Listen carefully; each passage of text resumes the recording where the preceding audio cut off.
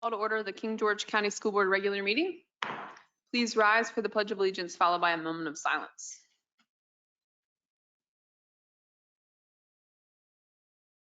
Allegiance to the flag of the United States of America, to the republic for which it stands, one nation, under God, indivisible, with liberty and justice for all.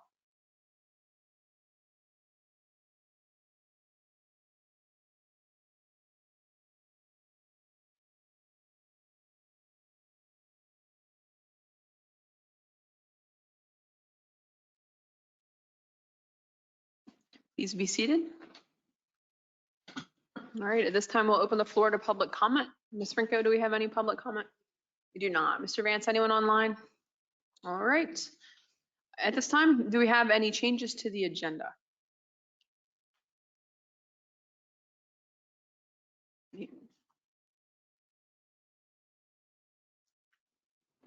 Madam Chair, I would suggest that since the budget has been a normal process here and we're just getting the final proposal here today, that we make it a discussion item for freer discussion of the budget prior to voting on it.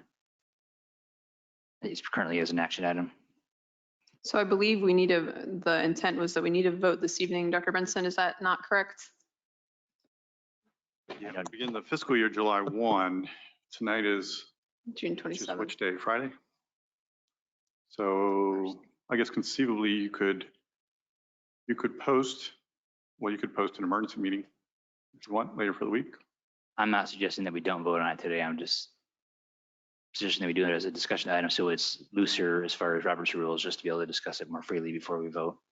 So Robert's rules doesn't dictate that we can't vote on something the night it is discussed. It's more the parliamentary procedure for how the meeting and the motions are executed.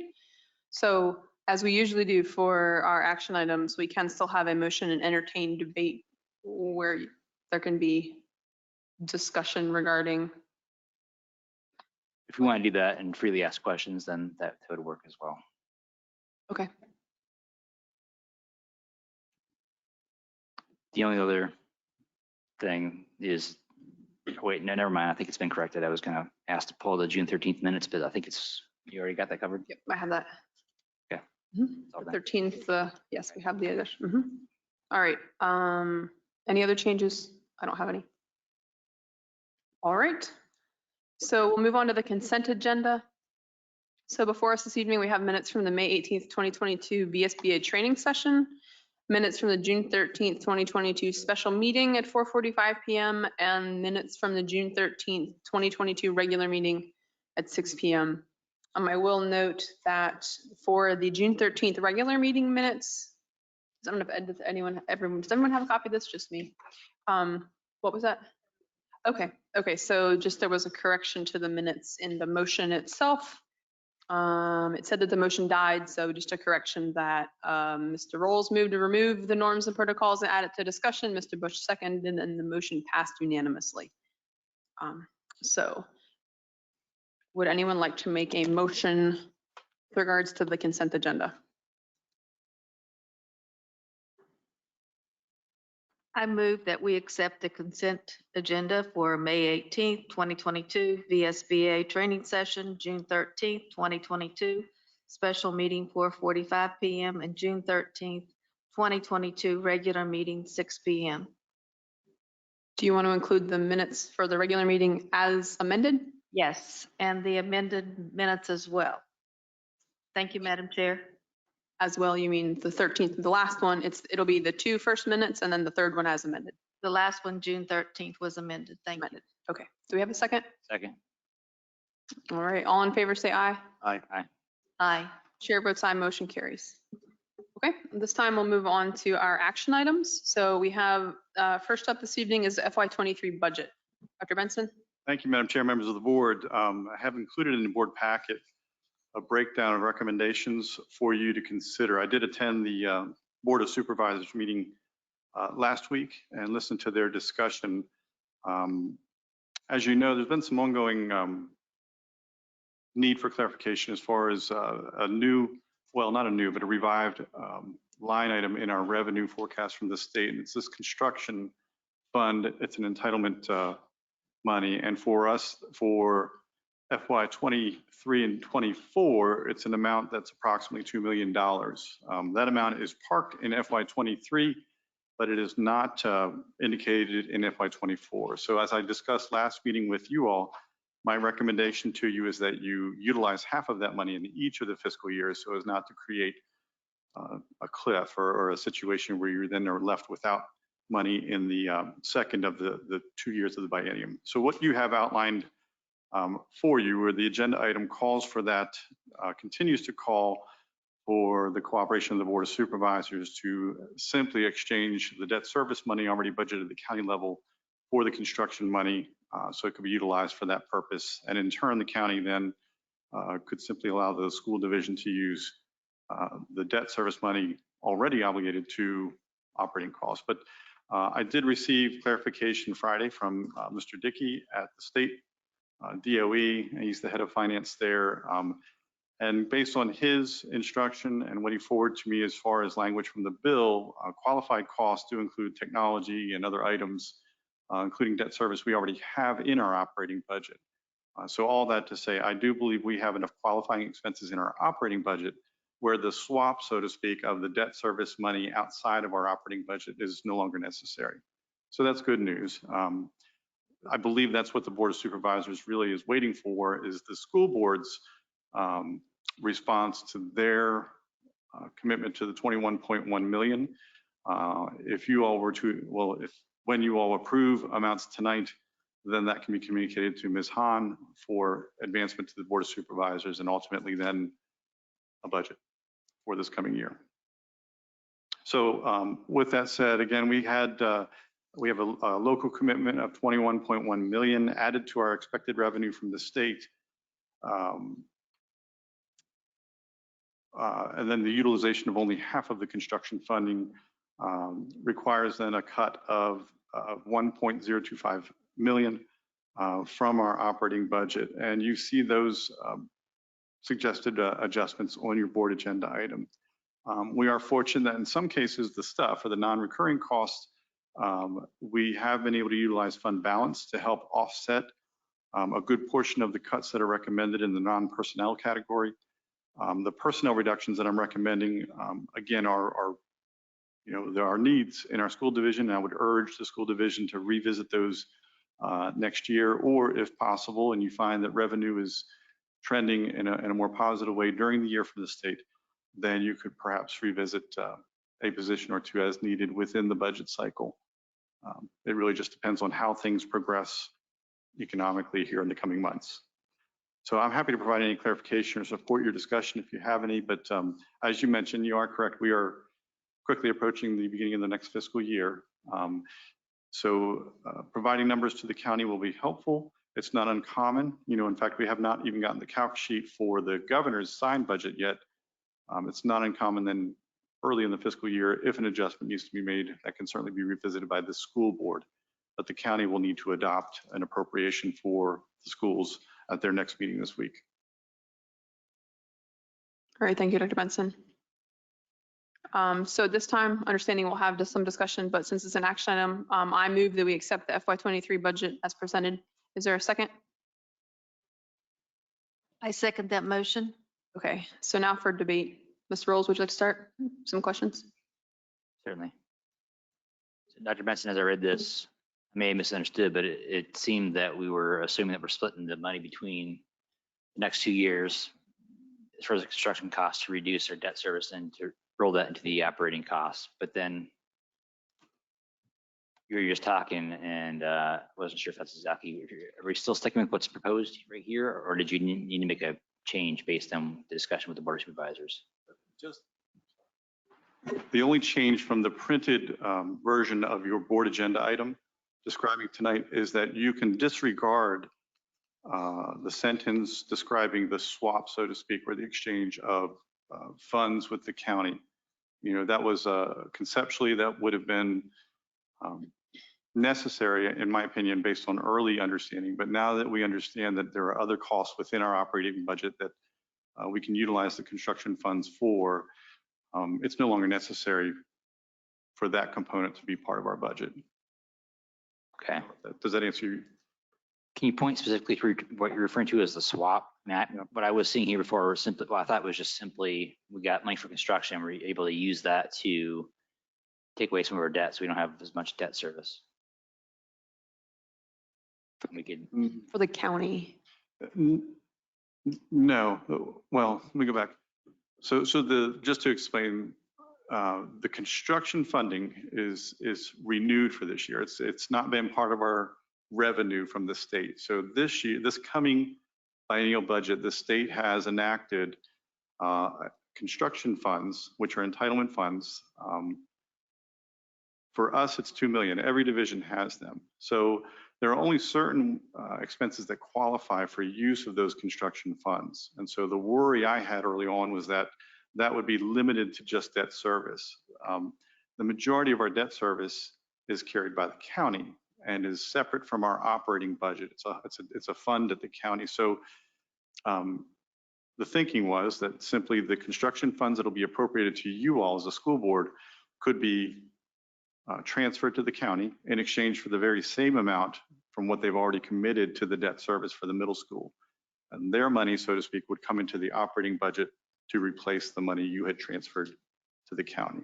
You know, so just a tit for tat, so to speak. What I've discovered then, again, not to repeat myself, but that we have within our facilities appropriation unit within our operating budget, we have a debt service separate from the middle school for Honeywell for the energy program that we entered into 6 or 7 years ago. So we have that cost and other costs technology-wise that qualify for the use of this money. And so that trading, so to speak, is no longer necessary. And so to answer your question, that aspect of the agenda item can be disregarded. The numbers and the recommendations are all good though. They all need to, you know, they're all accurate for you to consider. anybody else want to go? So basically, the numbers are accurate. It's kind of those last two sentences when you said it's proposed that the county utilize a new fund. Anyway, those two sentences are what changed, but the money really didn't change. Even if we would have kept those two sentences, the money didn't change, but now we're able to fund that ourselves without having to worry about this confusion, so to speak. That's correct. So in your motion, it just needs to be clear that we're not referring to this document, except as Dr. Benson has just described. Does that make sense? It's for the, yeah, the budget, not necessarily which I guess I interpret as the numbers. We could clarify to say. Not the description, yeah. Okay. I think it makes sense. Okay. The only other thing, man, this is looking out pretty far. I don't have any thoughts currently just looking at this, where we are still going to have like that maybe $1 million cliff, so to speak, in 2 years. Is it clear how that would? What'd you say, $1 million what? I'm sorry, I didn't hear you. Sorry. Well, so we're getting $2 million to cover school construction, but we're going to split it out the next 2 years. So that's an extra $1 million we're getting from the state for the next 2 years.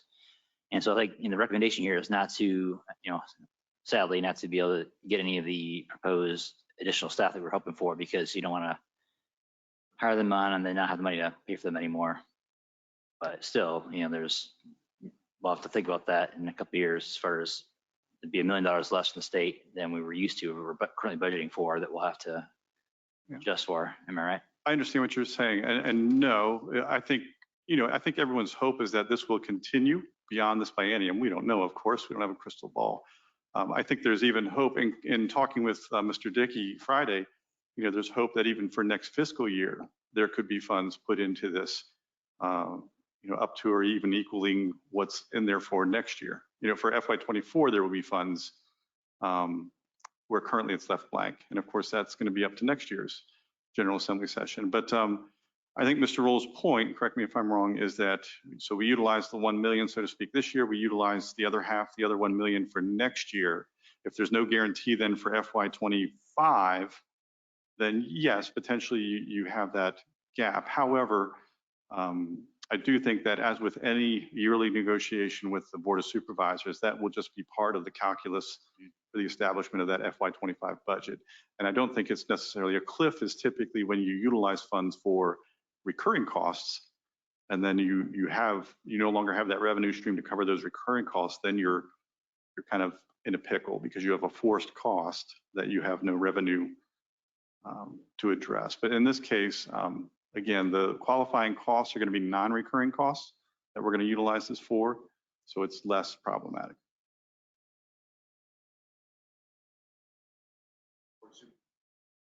And the Board of Supervisors is aware of all this and these changes, right? I don't know. I've communicated with Ms. Hahn, what I learned Friday and the Okay, fact that that's we what I- no longer need to, engage in a Tit for raising up tat, of yeah. money. So I don't know if she has advanced that or not to the Board of Supervisors. I have not, is all I can say. Should we follow up and just make sure it's been clear to the Board of Supervisors, I guess? Certainly. I mean, as a result of this meeting, they're going to know. Okay. But I don't think that, they've committed to the 21.1. It's just a matter of how then Ms. Hahn needs to Right. present it to them in terms of these categories. Okay. And so Dr. Benson, you said that the non-personnel reductions that you presented here that are like instruction, technology and administration, health and attendance, that all of that would be covered by our remaining fund balance absorbed or some of it, or what was that again? I think to a large extent, if Okay. not all, yes. Okay. Any further discussion? Clarifications? No?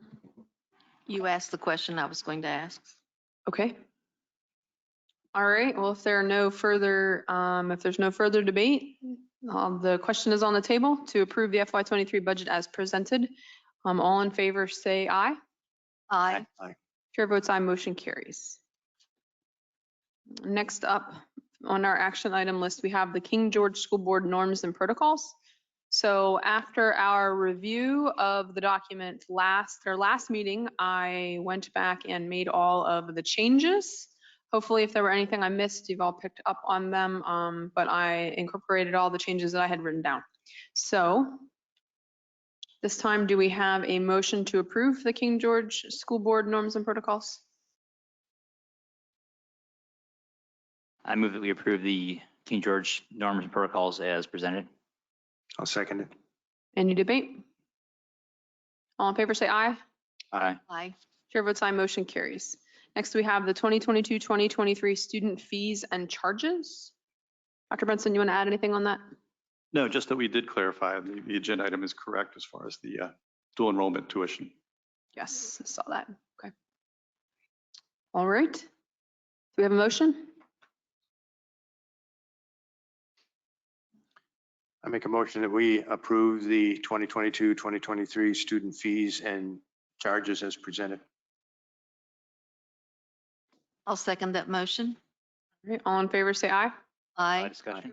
Okay. Do you have any debate? Certainly. So Dr. Benson, just wanted to follow up.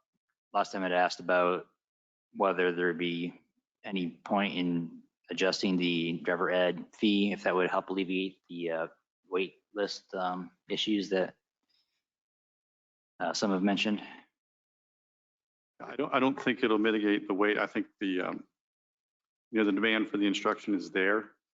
Unless, and maybe I'm misunderstanding your question. You're suggesting increase the fee so that fewer then are able to afford it and engage in or apply to take it?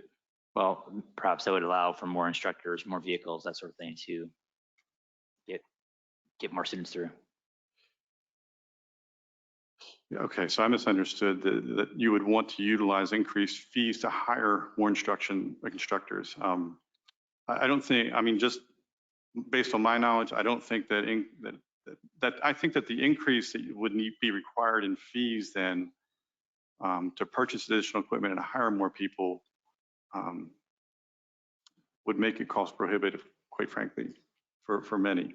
So I don't know that that's, my opinion, certainly it can be explored more if we choose to do that, but I don't see where that would then mitigate or be actually feasible to hire additional personnel. And again, that would be a recurring expense then with what would seem like a recurring revenue stream in terms of driver ed fees. But again, probably not to the extent based on what we collect to be able to afford that kind of thing. Yeah, my guess in general is it just sort of looks like a supply demand thing where the price is low enough that so many people want to do it that we can't even accommodate everybody who wants to do it. Well, we do accommodate everybody that wants to do it. Just to wait longer, you're saying, and then you eventually get to them. Yeah, we get to everybody that wants it. I don't know. I don't know that the wait, I spoke anecdotally with some folks, but I don't know that the wait time is, more than weeks, maybe 5-6 weeks. Okay, yeah, I If you mean, know otherwise, then let us I know. only have, yeah, one point of information there, so Yeah. if you know differently, but the other thing, I was just looking at the summer school, $200 in county, $250 out of county.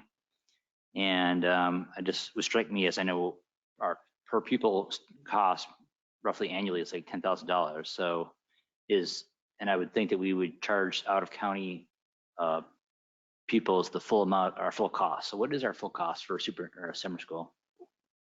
Well, you're comparing, that's a one course typically. You're comparing a per pupil course load, a full course load during a traditional semester to a summer school cost. So it's kind of an apples to apples cost comparison, or apples to oranges rather, I'm sorry. So you are saying that the 250, it does effectively reflect our full cost? Or That covers our costs, that amount. They budget for summer school, and the fee they recommend is to keep it as affordable as possible for students who need that service, but to also cover our costs as a school division. those are my only questions. Actually, sorry, as you were talking, what do the other, in terms of 250 out of county, I'm assuming that's similar to what other divisions also charge, because it would not be good if it was different prices. So I'm assuming this was checked to see similar to what other divisions charge for out of county.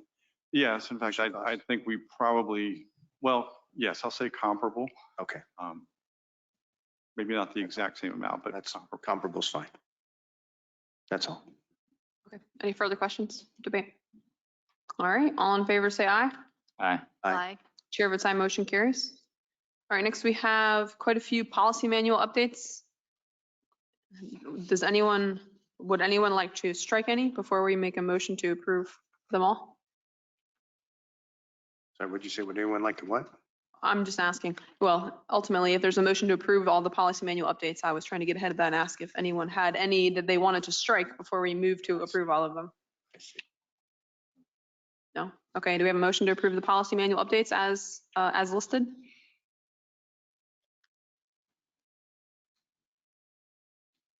I move to accept the policy manual updates, BB, school board legal status, BBAA, school board member authority, BCB, school board officers, BCC, school board clerk, BCE, school board committees, BDC, closed meetings, BDDA, notification of meetings, and BDDF, voting method, BF, board policy manual, BFC, policy adoption, and BHB, school board member in-service activities. Thank you, Madam Chair.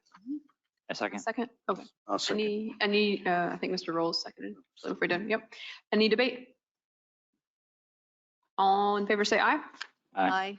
Chair votes aye, motion carries. Next, we have our discussion items. So we have quite a few policy manual updates to review and discuss this evening as well. So first, we have, let me get to the section here. Okay, so I'll read through them, and if you have questions or comments, please interject when we get to that policy. So first is policy CLA, reporting acts of violence and substance abuse. All right, next is policy EB, school crisis, emergency management and medical emergency response plan. So Dr. Benson, I have a question for this policy. I'm trying to get to the page number in here. There's a section, I'll try to find it, GHCD, that talks about conducting school safety audits. Let me find it.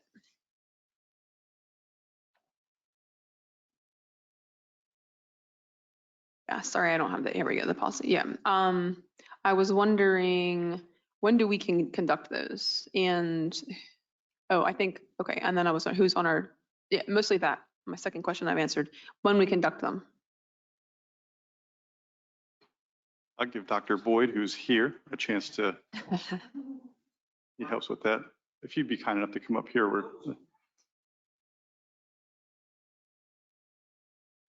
So there's actually 5 components to the school safety audit, and we conduct them throughout the year. I was going to go over some of them this Yep. evening when we talk about Understood. our crisis management Okay. plan. But there's some ongoing right now, and it has to be completed by the end of August. Okay. All right, thank you. All right, next we have policy EBB, threat assessment teams. Policy EFB, food services. Dr. Benson, for this one, it says in the policy that I think that the superintendent is responsible for determining how excess food is like handled or disseminated to, I suppose, families or students who need it. Is that something that we do? I've not known us to disseminate excess food. I can check with Ms. Davis and see if that is indeed the case, but I know that we budget very closely. I don't know that we have Don't have too much excess? much excess. Okay, thank you. All right, next is policy ICID, school year. All right, and I had a question about this one. So on the third paragraph, talking about the 15% of total instructional time or teaching hours that can be used for things such as recess. I was wondering what, so 15% of our instructional time, right? I think the math comes out that can be up to like 50 minutes a day versus the 20 or 30 that I think is like built in officially into much of like our, say, the elementary school schedules. Have we looked at increasing the amount of recess, especially for some of our younger students, in accordance with, being able to use that 15% of our instructional time?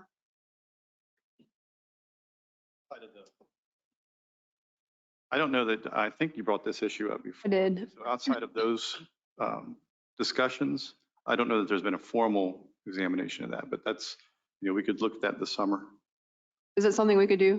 Can certainly do that. Okay, because I know I've heard from some, right, that like, I know, for example, like the kindergartners or the first graders don't have recess until, like I think my son has recess at 3 p.m., which is the end of the day, which isn't really like a recess, right? So yeah, I would be interested in understanding more about what flexibility we might have to incorporate more recess in different parts of the day, especially for some of the younger folks, the younger kids. Okay. All right, thank you. So would it be correct to assume that the time is set by the principal for each building? Is how that happens?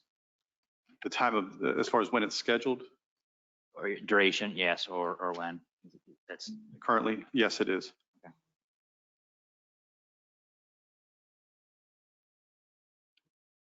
One additional question. Do we have half-day kindergarten or full-day kindergarten? Full day. All right, thank you. All right. Okay, we'll move on. No, go ahead, Mr. Bush.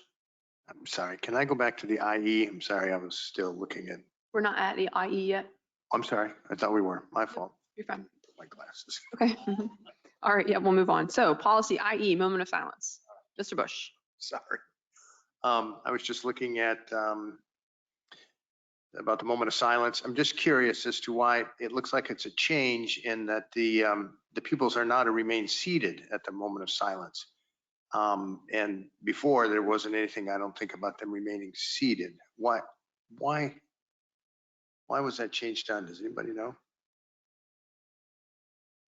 It's from VSBA, so I'll have to I consult. know it's from them, but Right. you don't know anything about it? So if we look back in the beginning of these, let's see, policy IE, policy updated to reflect requirements of legal reference. So I guess it doesn't provide a lot of additional context other than that it's, I'm assuming that Compliance issue. standing may cause a disturbance with other students in the classroom. I just wondered if there was any. Anybody know Mr. anything? Bush, I looked at one, I was kind of interested in that one as well. And I think what they added there was pretty much verbatim. So that second paragraph that was added from the law. What does say remain seated? I see. I'm sorry. I wasn't paying attention to the remain seated part, so can't say that's 100% right, but one thing I did note is that reading the law itself, it seemed to be clearer about, when you do it, you read that one, the first added sentence where it says 1 minute of silence observed in each classroom in division every day. You could read that to be every class, you're going to take a minute of silence before you start. But in the law, it's very clear it's just once daily. So I was maybe going to ask the VSBA about that. It seems like it could have been worded a bit more clearly, but I haven't yet. I guess one part of the reason is whether, I mean, if someone wanted to kneel or if someone wanted to stand, it just looks like this is prohibiting that. I can see possibly why. It's just that obviously a lot of people kneel when they pray, but here, that looking at that wouldn't be allowed. Nobody has an answer. I'm sure I'd have to ask VSB, so that's all right. Or even, I mean, if it's verbatim from statute. Yeah, I understand. Research what the debate was concerning the statute. Because I'm sure VSBA, if it is verbatim, is simply going to say it aligns with state statute. Right, I understand. All right. All right, unless there's further questions on that one. Next is policy IGAE/IGAF, health education and physical education.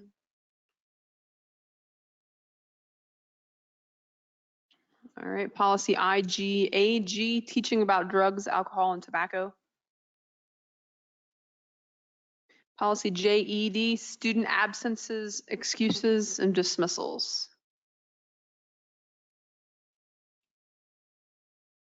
Policy JHCD, administering medicine to students. So Dr. Benson, for this one, I noted it included language about how we should have a regulation. I'll admit I didn't go do my own homework and check if we had one. Do we have a regulation for administration of medicines to students? I'll double check and make sure that it's, if we do, and I believe we do, that it will be any updates that are necessary are brought to you before. Yep, okay. All right, policy JHCF, student wellness. Policy JJAF, student athlete sudden cardiac arrest. Policy KKA, service animals in public schools. Policy KNAJ, relations with law enforcement authorities. Policy KNB, reports of missing children.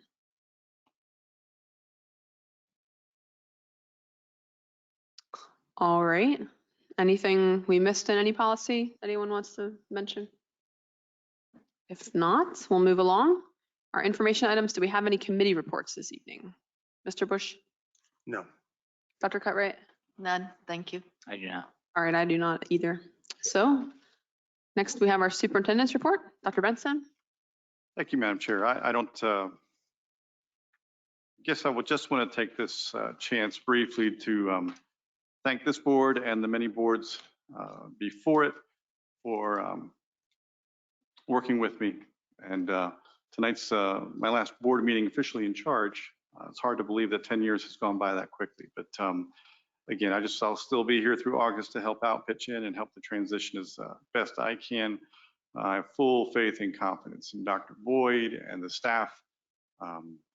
We're very blessed here in King George, so please don't ever forget that, to have very not only qualified, but talented, creative, and caring people leading our schools, teaching in our schools, and supporting our schools in whatever capacity they do, and to include those who transport our kids to school every single day. And so it's been an honor and my pleasure to work with these fine folks in propelling King George. It's a very fine school division, will continue to be so with leadership of this board. And I guess I just want to leave it at that. Thank you very much for the opportunity, and I'll continue to watch. I'll still be around. I'm not moving out of state just yet. So my best to everybody, and particularly you, Dr. Boyd, carry forward.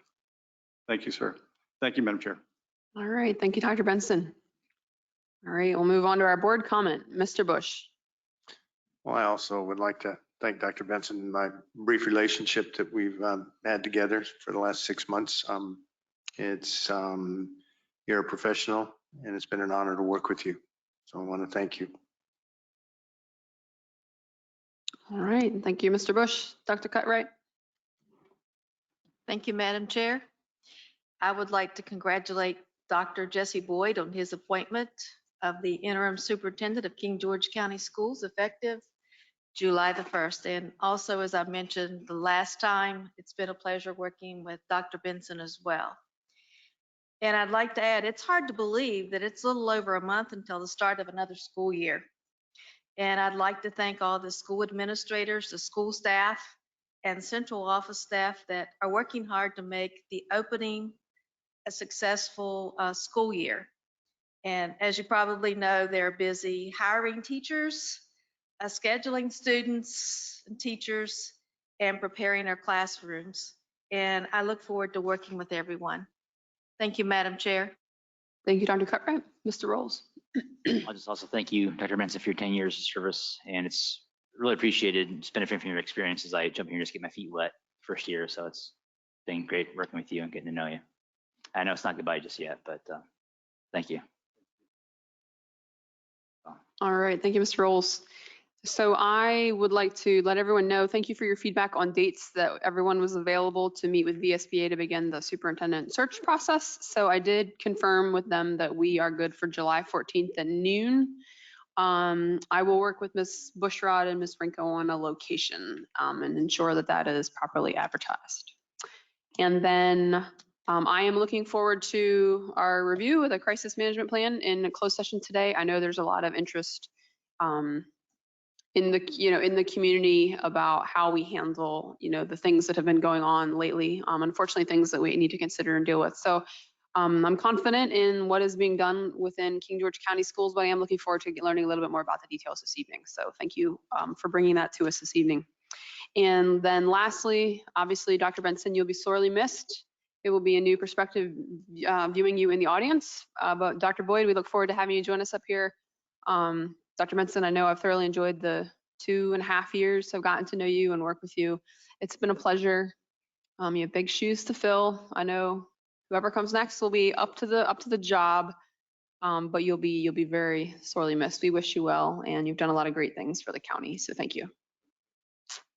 All right. And so with that, do we have a motion to go into closed session?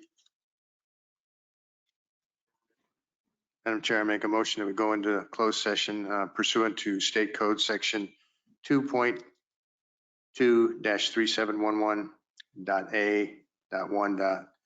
For the purpose of discussion, consideration of prospective candidates for employment, assignment, stipends, and resignation of employees of the school board, and for discussion of specific employees of the school board, specifically the evaluation of the division superintendent and pursuant to State Code Section 2.2-3711.a.19 for the discussion of plans related to the security of any governmental facility, building, or structure, or the safety of persons using such facility, building, or structure. All right, all in favor, say aye. Aye. Aye. Chair votes aye. We're now in closed session.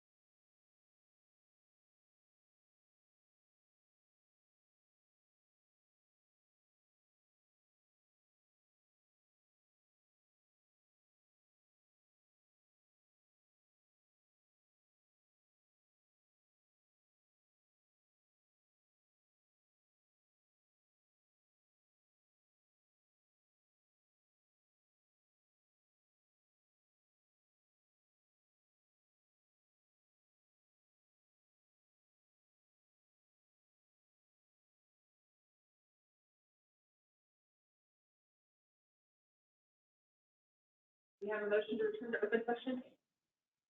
I move that the King George County School Board return to open session to certify that pursuant to State Code 2.23712D, only public business matters lawfully exempted from the open meeting requirements under this chapter, and only such business matters as were identified in the motion by which the closed meeting was convened were heard, discussed, or considered in the meeting by the public body. Second, certified. Certified as well. All in favor, say aye. Aye. Aye. Chair votes aye, motion carries. We're now in open session. Do we have a motion to approve personnel as presented?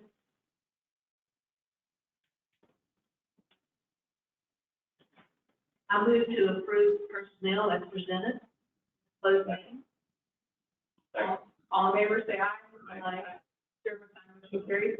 And so before we adjourn, the board would just like to thank again Dr. Boyd and Dr. Benson for presenting us with the reviewing the crisis management plan with us this evening. I know it's encouraging to know that we have such a comprehensive plan. And hopefully, we as a board, feel good about where we stand with that, and hopefully that is a consolation to our community members. All right. Do we have a motion to adjourn? I move we adjourn. Second. All in favor, say aye. Aye. Chair votes aye, motion carries. We're now adjourned.